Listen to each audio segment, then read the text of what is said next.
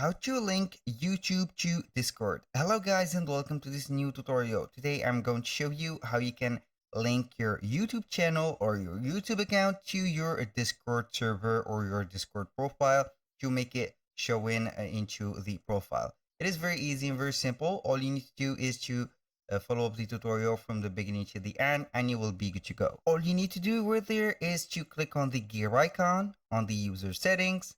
Now we have the streamer mode activated. I'm going to disable it. So we are going to click on it. Then we are going to head over right there, the connections.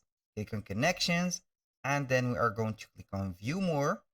Now we have a lot of choices. So go ahead and select YouTube.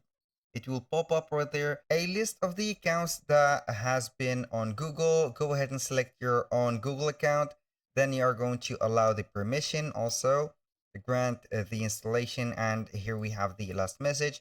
Connected your YouTube account to Discord. You can close this window and go back to the Discord.